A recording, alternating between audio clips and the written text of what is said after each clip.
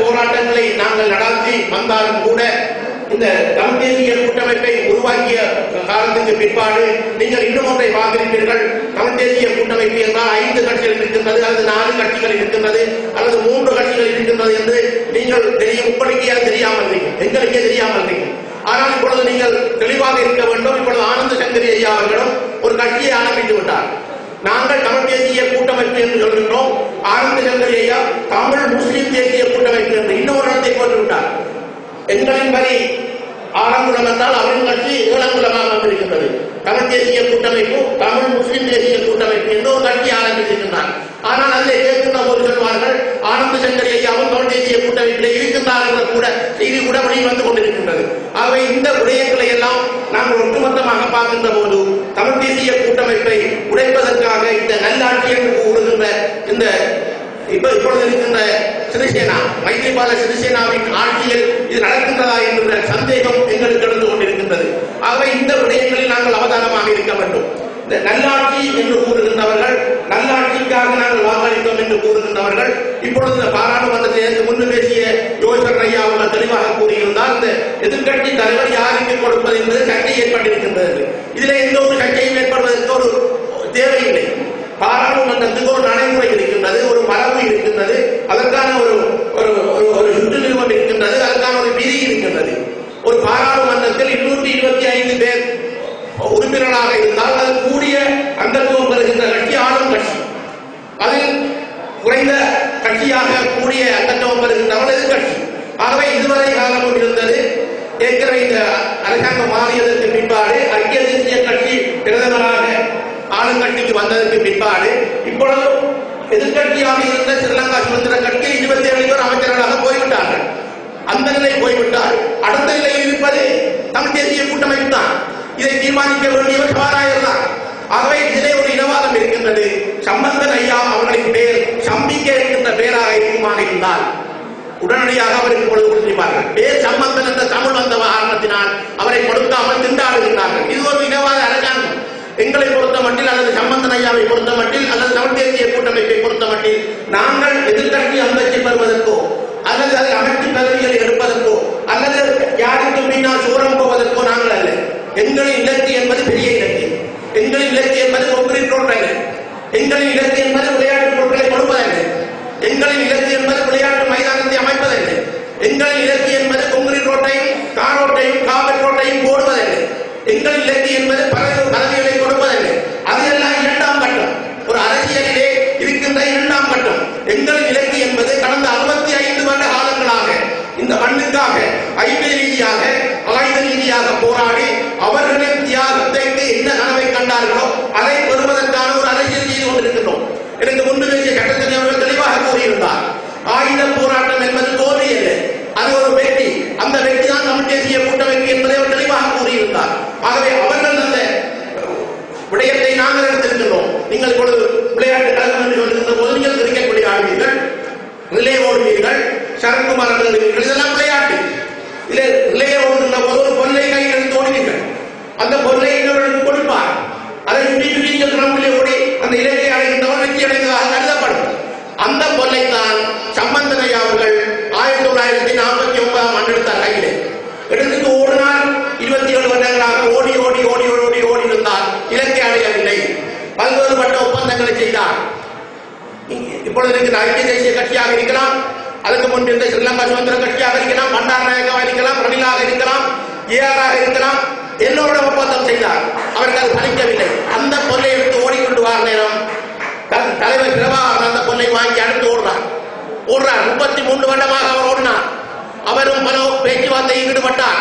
ஜெனீவாவுக்கு சென்றார். வெறுமனே எல்லோரும் சொல்லுகின்றார்கள் அவர்கள் ஆயுதத்தில் தான் இருந்தார்கள் என்று. ஆயுதத்தை ஒரு மையமாகத்தான் வைத்திருந்தார்கள். அவர்களும் இராஜதந்திரத்திலே வேலை செய்தவர்கள். இராஜதந்திரத்தின் பேச்சுவார்த்தை மூலம் ஒரு தீர்வுக்காக உழைத்தவர்கள். உங்களுக்கு தெரியும், இவர்களுக்கு இளைஞர்களுக்கு தெரியும். பல்வேறுபட்ட பேச்சுவார்த்தைகளை நடத்தினார். அவர்களுக்கு அதை கொடுக்கவில்லை. உடனே 2009ஆம் ஆண்டு அந்த பொருளை கொண்டு சம்பந்தனையாக கொடுத்தார் தலைவர் பிரபாகரன். இப்பொழுது அவர் ஓடுகிறார். அந்த ஓட்டம் என்பது சம்பந்தன் ஐயாவின் ஓட்டத்தில் அவர் யாருக்கு அந்த பொருளை கொடுப்பார் என்பது என்ற கேள்வி. அவரின் காலத்தில் நாங்கள் அந்த இலக்கை அடைய வேண்டும் என்பதுதான் எங்களின் நோக்கம். இதுக்காகத்தான் நாங்கள் அரசியல் செய்து கொண்டிருக்கின்றோம். இந்த ரிலே ஓட்டத்திலே இருக்கின்ற அந்த சம்பந்தன் ஐயாவின் கொள்ளை சரியான இலக்கில் நாங்கள் அடைவதற்காகத்தான் நாங்கள் அரசியல் செய்து கொண்டிருக்கின்றோம். இதை நீங்கள் புரிந்து கொள்ள வேண்டும். இந்த 2009 ஆண்டு மே மாதம் 19ஆம் தேதி காலத்துக்கும் 2009 மே மாதத்துக்குள்ள முற்பட்ட காலத்திற்கும் சில வித்தியாசங்கள் இருக்கின்றது. இந்த தமிழ் தேசிய கூட்டமைப்பு உருவாக்கியது 2001ஆம் ஆண்டு மார்கழி மாதம் 10ஆம் தேதி தான் முதலாவது தேர்தலை நாங்கள் தமிழ் தேசிய கூட்டமைப்பு போட்டியிட்டது. போட்டியிடுகின்ற போது ரணில் விக்ரமசிங்காவுக்கும் பிரபாகரன் தலைவர் அவர்களுக்கும் ஒப்பந்தம் செய்யப்படவில்லை.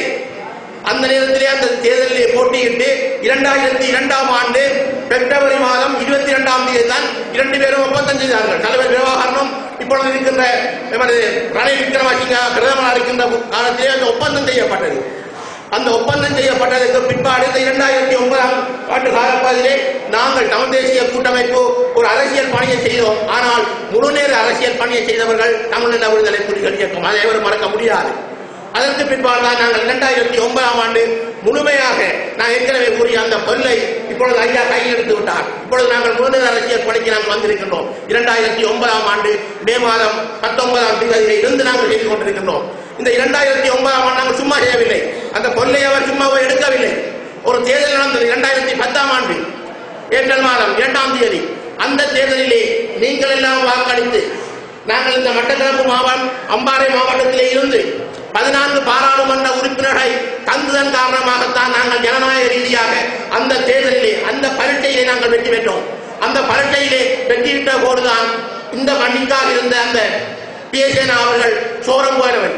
ஏன் சோரம் போனார் என்றால் அவர் 50% தமிழர் 50% சிங்களவர். ஆகவே அவரின் புத்தியை காட்டிவிட்டு சோரம் போனார்.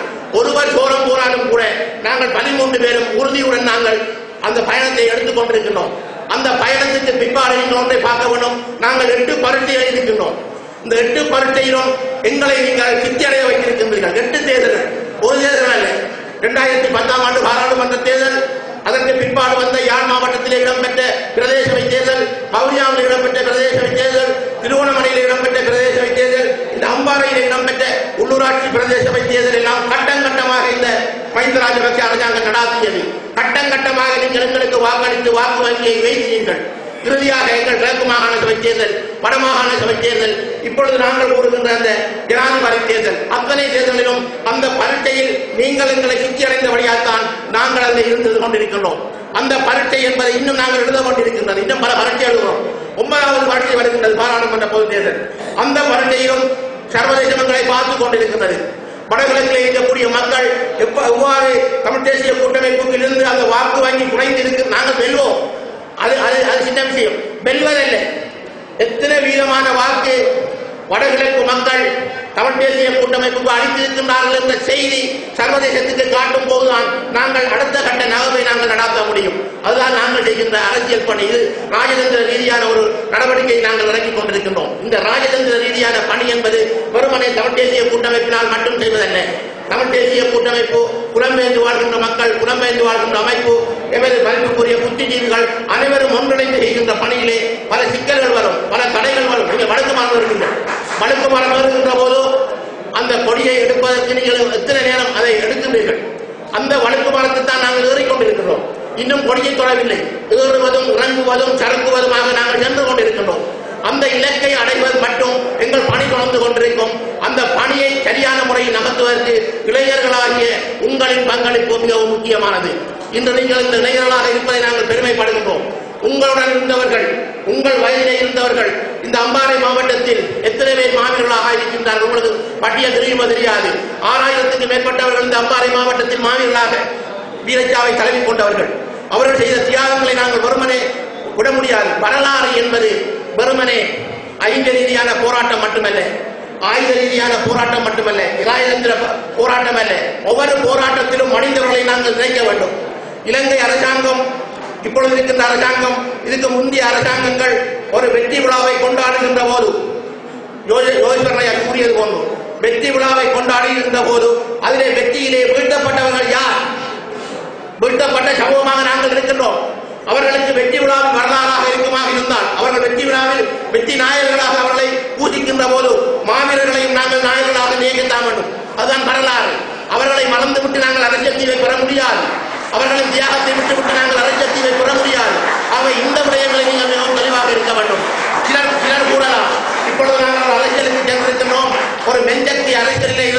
வன்சக்தி அரசியலிலே இருந்து நாங்கள் மென்சக்திக்கு போயிருக்கின்றோம். அதனால் வன்சக்தியை நாங்கள் கலைக்காமல் விடலாம் என்று பலர் கூறலாம். அந்த வன்சக்தி என்பதும் மென்சக்தி என்பதும் இந்த போராட்டத்தின் வடிவங்கள் தான். அந்த வடிவங்களை மறந்து நாங்கள் இறுதி அரசியல் தீர்வை பெற முடியாது. அதற்காக நீங்கள் செய்ய வேண்டியது என்ன? அம்பாறை என்பது பறிபோய் கொண்டிருக்கின்றது. 2 இன மக்களால் பறிபோய் கொண்டிருக்கின்றது. ஒன்று சிங்கள மக்கள், இன்னும் இஸ்லாமிய மக்கள். இந்த 2க்கும் இடையில் நீங்கள் மத்தாளம் போன்றிருக்கின்றீர்கள். அவர்களும் கட்டுறார்கள், நீங்களும் கட்டுறீர்கள், நீங்கள் நடுவில் இருந்து கொண்டிருக்கின்றீர்கள். ஆகவே இந்த இதில் நாங்கள் விழிப்பாக இருக்க வேண்டும். இதில் எங்கள் கட்சியை பற்றி கூறப்பட்டது வரவேற்புரையிலே. கட்சி என்பது ஒரு பரந்த ஒரு விருட்சம். அவர்களும் மனிதர்கள். கட்சி தலைமை என்பதும் கட்சியிலே இருக்கின்றவர்களும் சில விடயங்கள் பல்வேறுபட்ட அனுபவங்களை முதிர்ச்சி அடைந்தவர்கள். பல்வேறுபட்ட செயல்களை அதை செய்கின்ற போது சிலவர்களை அது எங்களுக்கு அது பிடிக்காமல் இருக்கலாம், அல்லது அது நாங்கள் எங்களை அதை உள்வாங்கவில்லை என்ற மனக்குறை எங்களுக்கு இருக்கலாம். ஆனால் கட்சி தலைமையை பொறுத்தமட்டில் நிச்சயமாக அம்பாறை மாவட்டத்தை ஒதுக்கிவிட்டு அல்லது அம்பாறை மாவட்டத்தின் தமிழ் மக்களை ஒதுக்கிவிட்டு எந்த தீர்வையும் பெற மாட்டார்கள். அதில் நாங்கள் உறுதியாக இருக்க வேண்டும். ஆகவே தவறு என்பது எல்லோருக்கும் வருகின்ற விடயம். அதை திருத்திக் கொண்டு செல்வது, அந்த தவறை விட்டால் அதை சுட்டிக்காட்டுவது என்பது அதை நாங்கள் ஏற்றுக்கொள்கின்றோம். ஆனால் அதற்காக நாங்கள் ஒதுங்கி நிற்பது என்பது இன்னும் ஒரு சமூகத்துக்கு நாங்கள் இடத்தை விட்டுக் கொடுப்பதாக அமைந்துவிடும் என்ற விடயத்தையும் நீங்கள் புரிந்து கொள்ள வேண்டும். அவ்வாறு புரிந்து கொள்கின்ற போதுதான் நாங்கள் அடுத்த இந்த கட்டங்களை நாங்கள் தாண்ட வேண்டி இருக்கின்றது. ஆகவே அன்பார்ந்த எமது இளைஞர்கள் வழங்குகின்ற இந்த உதவிகள் என்பதை நீங்கள் பருமனை என்ற உதவிகளாக பெற்றாலும் கூட இந்த உதவிக்காக இந்த விளையாட்டு பொருட்கள் வழங்கியதற்காக எங்களுக்கு யாரும் வாக்களிக்க வேண்டாம். அதுக்காக கலைஞர்களுக்கோ அல்லது யாருக்கும் வாக்களிக்க வேண்டாம். நான் பல இடங்களிலே கூறுகின்றது, அபிவிருத்திக்காக எவரும் வாக்களிக்க வேண்டாம். அது பன்முகப்படுத்தப்பட்ட நிதியில் நான் நிதி கொடுத்தாலும் எனக்கு வாக்களிக்க வேண்டாம். வாக்களிப்பது என்பதற்கும் நன்றி கடன் என்பதற்கும் நீங்கள் முதல் புரிந்து கொள்ள வேண்டும். இங்கு பலர் வந்து கூறியிருப்பார்கள், மஹிந்த ராஜபக்சே அவர்கள் இந்த ரோட்டை தந்திருக்கின்றார், அவருக்கு நன்றி கடனாக வாக்களியுங்கள் என்று. நன்றி கடன் என்பது நாங்கள் வருகின்ற போது நீங்கள் மாலை போட்டீர்கள், அது நன்றி கடன். இப்பொழுது கோவில் சில நேரம் யாரும் கூட்டிக் கொண்டு எங்களுக்கு சாப்பாடு தருவீர்கள், அது நன்றி கடன். சில நேரம் ஆராய்ச்சி எடுப்பீர்கள், அது நன்றி கடன். வருகின்ற போது வீடியோ எடுப்பீர்கள், பிஸ்கெட் தருவீர்கள், குளிர்பானம் தருவீர்கள், அதெல்லாம் நன்றி கடன். அதை செய்யுங்கள். ஆடை வண்டி சாப்பாடு கொடுங்கள், கோழி புரியாணி கொடுங்கள், அதெல்லாம் நன்றி கடன். ஆனால் வாக்களிப்பது என்பது உரிமை. வாக்குரிமையை நன்றி கடனுக்கு பயன்படுத்தாதீர்கள். நீங்கள் தமிழர்கள் தானே, தமிழர்தான் எல்லாரும். தமிழர்கள் இந்த கட்சி இருக்கின்றது, தமிழ் தேசிய கூட்டமைப்பு. ஆகவே நாங்கள் தமிழர் என்கின்றோம், இந்துக்கள் என்கின்றோம், கிறிஸ்தவர்கள் என்கின்றோம். நாங்கள் கௌரி நோன்புகின்றோம், கந்த சஷ்டி விரதம் அனுஷ்டிக்கின்றோம், காவடி எடுக்கின்றோம். ஆனால் கௌரி நோன்பை கழுத்திலே கையிலே கட்டிவிட்டு வெத்திரைக்கு நேரே முன்னணி போடுவது விரதத்துக்கு அனுஷ்டானமா? இல்லை. நீங்கள் கௌரிக்காக கையிலே கட்டுகிறீர்கள். ஏன் பண்றீர்கள்? ஒரு விரதத்துக்காக, ஒரு அறத்துக்காக, ஒரு விரதத்தை பிடிச்சு விட்டு ஒரு சக்தி ஒழிக்க அதே கௌரிக்காக கட்டிவிட்டு வெத்திரைக்கு நேரே முன்னணி போடுவதால் உங்கள் விரதம் பலிக்குமா? இல்லை.